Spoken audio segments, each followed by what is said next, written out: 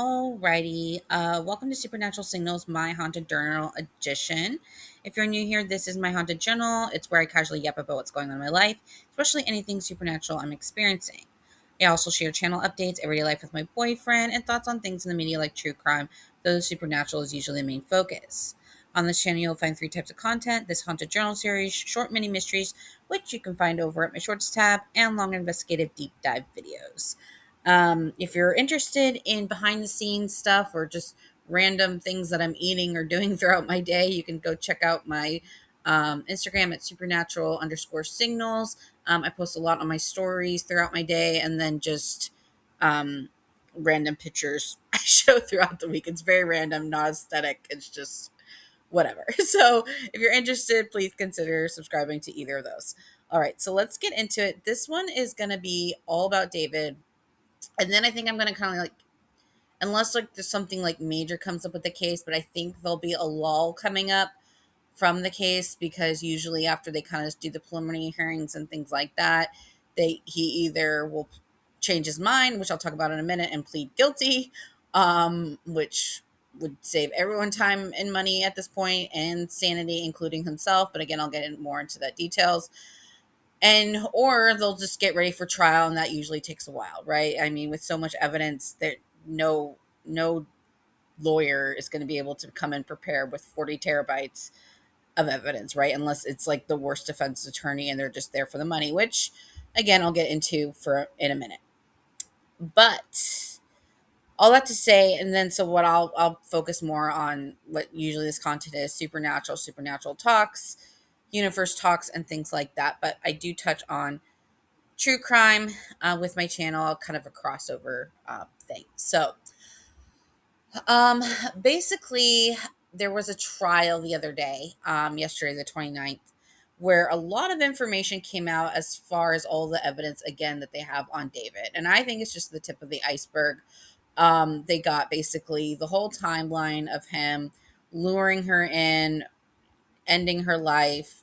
Some people I saw in the videos, they're saying, well, he didn't really lure her. It seemed to be an active thing. I think people need to understand luring could literally be like fighting with someone, say, come on over, and that is still premeditated murder.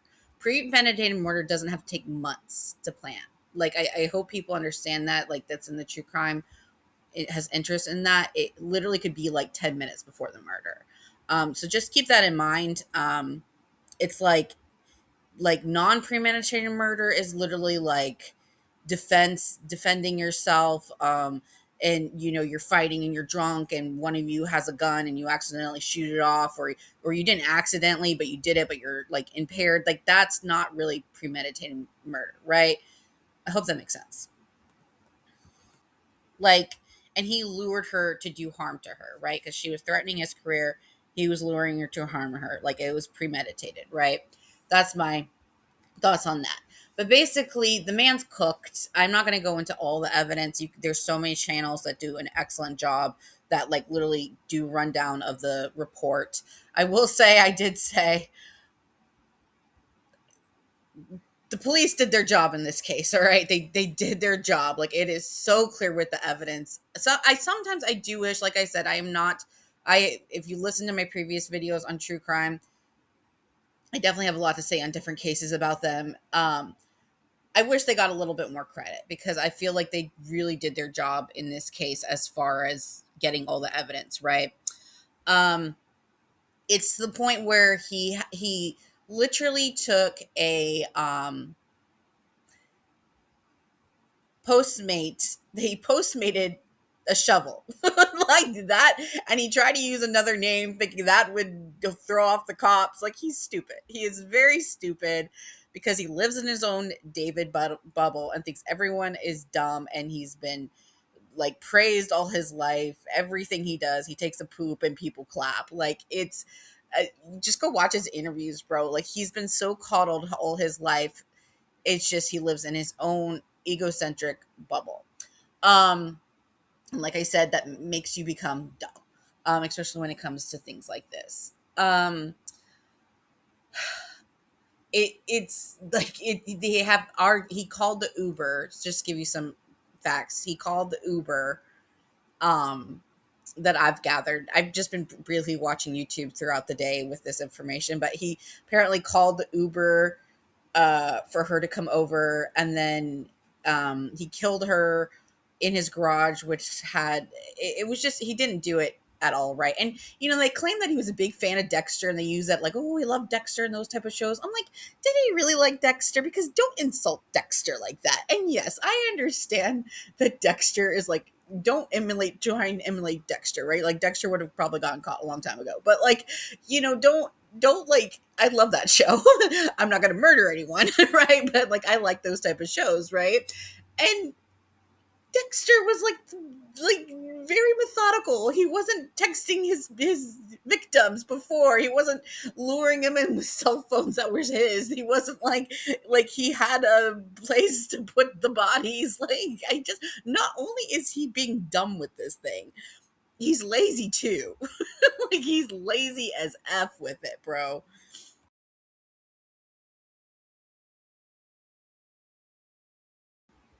And I really hope that the people that are watching this that had any inkling of thinking that David was framed or it wasn't him or whatever the case may be now know. I am someone that overthinks, and sometimes one of my friends will always be like, because sometimes like I'll overthink something that's super obvious, and he's like, Carol, sometimes it's the simplest truth, right? It's just the simplest truth. So I'm trying to like relate to those people where they're just so in denial, and that's where I'm about to get into the denial talk with David. But where it's like it's your favorite singer, you're so in denial, you're trying to make it work or whatever, especially when you're young and under 25, where you're, like whatever. Um, like when you're not fully developed yet in that area, and like I feel like they you're grasping at straws now, but I hope now with just all the evidence in front of them, which if they're young kids, I hope they're not following this much because this is horrendous. But I hope now people are starting to get the gravity of what Celeste went through. Now, before I get into more of David talk and things like that, I want to touch on Celeste a little bit because we don't know too much about her. I've saw some clips of her, and she just seemed like a sweet girl. Like, I there was that famous live that she did with David and him being like, I media trained you, and just being gross as F with her. Like, there was like this one time of a comment where like someone made a nice comment about his music, and she goes, oh, you need to say something like that, or you're just gonna be a jerk or something like that. Like, it's just like she just noticed like the fan stuff even more than David, right? Just with that small little comment, right? And she was probably under so much stress at such a young age, and just like, and it was like a genuine thing. Like, she was, you know what I mean, she saw the comment and she was like, you have to like, thing. And like, um the other thing I noticed about her is that she started standing up for herself. And like, from what this case is telling me is like, she started getting at least by 12. I think there's rumors, people are saying now 10. I don't know. I know for a fact at 12 at least he started grooming her. I think he met her at 10, or virtually met her at 10 years old, right? And maybe started getting in contact with her. Such a young age to get involved with, right? I barely have memories before 10, right? Like, there's, you know what I mean? So she started getting involved with this guy, and he started grooming her at such a baby age, right? And for her to start being, 13 years old, 14 years old, and starting to realize this is not okay, and this is like her first like major relationship. Like, maybe she had like, I think she might have had like one other boyfriend in like thing, but like, it was sixth grade or something like that. But you know what I mean? Like, this is like her first big event of lifehood, and her realizing she needed more and started like demanding that, right? And like respecting that, and knowing that whatever this was she was involved in wasn't right, even though she was involved in it at 10. To me, I'm like, I'm so proud of her for doing that. Like, I am proud for her for sticking up for herself. I'm proud of her for realizing that this is wrong, like, and she just didn't continue going on with it. I mean, there are some girls, which I'm not blaming them because grooming is such a psychological mind f, at like 21 years old, like, can't get out of it, right? And she was able to get out of it. Well, you know what I'm saying? she was attempting to get out of it the best way she could, right? With the resources she had, with the thought of a 15-year-old, 14-year-old. I keep saying 14, 15, but she was 14, right?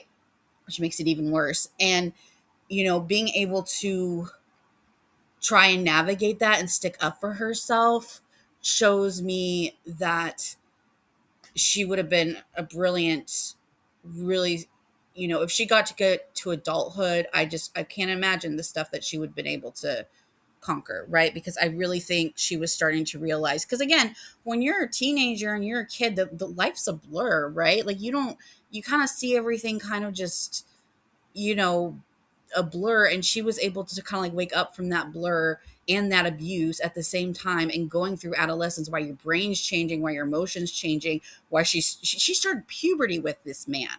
That just made me angry. She started puberty with this man. Okay. And she was able to realize something was wrong, and she needed to start standing up for herself and arguing with him and taking it back. And yeah, it was the worst ending possible in this universe, right? Or on Earth. Let's put it that way. Because I hope there's a bigger thing. Like, if you listen to my channel, I believe in a bigger thing. And so for her, hopefully she's safe and happy. Or in my opinion, I know she is. But it was the worst outcome on Earth, and all the suffering she had to go through. But I just want to say I'm very proud of her for sticking up for herself. And I hope little girls in her situations see what Celeste did, and seeing that she did stand up for herself, right? Because I don't want this to just be a sad story. I want it to show that she was starting to stick up for herself, right? And that mother effer couldn't take it. So we're going to move on from Celeste, because I get emotional with that. But we're going to move on with her. I just want to say I am proud of her. So she was bullied since she was 10 years old. All right, so we're going to move on. We're going to move on to Dodo Brain. Dodo Brain is effed. Not sad about it. um, um, I think what's going to happen moving forward is, I think he's in the denial phase. I think he's in the denial phase. It's like, to me, where you're like studying for a test, like in college or in high school, and you have like a 60 in the class, and or 50 in the class, and you're trying to get to the next letter, the 60 grade or whatever, to pass or whatever, and you're taking the final. You suck at the class, and you're like, if I just get a 99 on this exam, I could do it, and I'm gonna get my 8 hours of sleep. And if I just wear my lucky socks, and if I just review these questions, and if I, like, you're just doing all these, like, if I just, like David saying, like, if I just get a haircut and if I just wear a suit, it's all gonna go my way because I'm so cute and I'm so David, and I'm just gonna smile and do my anime, and I'm gonna charm the shit out of him. He's in so much denial right now. And I think what's gonna happen is, I think the the defense attorney is going to try and like let him live in that denial phase, take his money, and then either convince him to plead guilty after he gets out of his denial phase, because this is not her first rodeo where people are in denial. Get her money, get her name in the newspaper, and either get him to plead guilty after he wakes up a little bit, or he runs out of money. And as someone said this also on YouTube, which I agree, or he runs out of money, like the Nick Reiner case, and uh, he has to get a public defender, which, I feel bad for public defenders reps. They're just so overworked, bro. Like, they just have so many cases. Like, I don't know. I feel bad for them, because everyone's like, oh, you got a public defender. And public defender's like, hey. But, like, they have a lot of cases, bro. So, that's probably what's going to, and then it's just going to be a crap show. The only thing I can think that's plausible is the insanity plea. Um, that's the only thing I could think of, where he got trapped in the thing and he wasn't thinking right. But that's such a long shot, because you have to prove that he didn't know right from wrong and all this stuff. And clearly, even though he did it poorly, he tried to cover it up. So there goes it out the window, and he technically planned it. So from my understanding, I could be misunderstanding that. I have to look at the details, but from my understanding, he planned it on a whim. That's still planning, just so people know the law. The law is crazy, bro. The law is very strict. The law will be like, you planned it, even if you did it literally 30 seconds before planning. Look it up. Like, it's crazy. So keep that in mind. Um, but yeah, I mean, happy that the police did their work on this. They, I feel like, left no stone unturned. I feel like Celeste can be at peace. The stuff that I've been just seeing on the YouTube stuff, just kind of like stuff about he would do in his music videos where it like hinted, where he like, I saw something about like, I don't want to get into details, something about his fingers and her eyes. And I've seen all that stuff. Y'all can go watch videos on that. I don't want to get too much into that in my videos. It's disgusting. He is disgusting. I don't know how someone could like, I don't know. I don't know. It's it's pure thing. And people could say like, I know most people nowadays don't look at art like, you know, like watching Dexter or blaming basically the art, right? I think nowadays people have enough sense to understand that like every person that plays a video game isn't going to go start shooting people just because I played Mouse PI. I'm not going to start shooting people. Like, you know what I mean? Like, I think people understand that, and I think people like David would have found another muse, right? Whether it had been anime, whether it had been Dexter, whether it had been something else, he would have found something that got that dark side of him. Like it's hard to prevent that kind of stuff. If they have that mindset and watching a show could trigger that, that's crazy, bro. And you know what's so ironic is that the mom put him in homeschool, right? And she said to protect him or whatever. I don't really know the reasons, but usually when people put people in homeschools is they don't want their kids subjected to things or whatever. I do what you want with your children as long as you're not hurting them, right? Mentally or physically. When it's so ironic if you think about it, because in a weird way, she probably was protecting other kids from him. And maybe she didn't even realize it, right? The universe is so weird, but he could have been trying to, like, you don't, what if he was in public school? Like, you know what I mean? Like, people always say, like, oh, he's weird because he was homeschooled. He probably would have been freaking weirder if he went to school. The kids pewed up schools that went to school. Like, that, it doesn't matter if you homeschool them or things. Some people are very susceptible to things, and I don't know what it is to fix it. I don't know. And when I say susceptible to things, I mean dark things. Um, and like I said, if you go watch, yeah, he had dark music, he had dark thing, but if you go watch well, I didn't really watch his TikToks, but I watch his YouTube shorts and things like that, which is kind of like the same thing. He's so charismatic. He's not like, you know, hurting himself on camera or like talking about things. He's like talking up to the camera and being like, hee, I'm so goofy, I'm so blah, blah, blah, and I'm lovely, like doing his little cosplay and things like that. And it's such a trip, bro. It's such a trip. He's going to have to do a lot of masking to survive prison. That's for sure. So enjoy that, bro. But the other thing about prison, and I mentioned this before in my other video where I think it's like time to like, hopefully, I don't know, get time to, I don't know. I don't want to get into too deep with this video, but time to like perhaps do some wrongdoings that you did thing, because you have a lot of time alone, right? You have a lot of solitary, especially David, especially high profile people. You have a lot of times in solitary confinement. And what does that leave you with? Time to think by yourself. And during my spiritual journey, I mentioned this so many times, 2023, 2024, I had a lot of time alone. And alone time is when you really get into your spiritual stuff. And I can never, people will say like, oh yeah, no, introvert. I'm like talking like, I don't think people understand how powerful alone time is. I really don't. And being with your thoughts, meditating in the sense of like just laying in your bed and things like that. And in prison, that's all they have to do.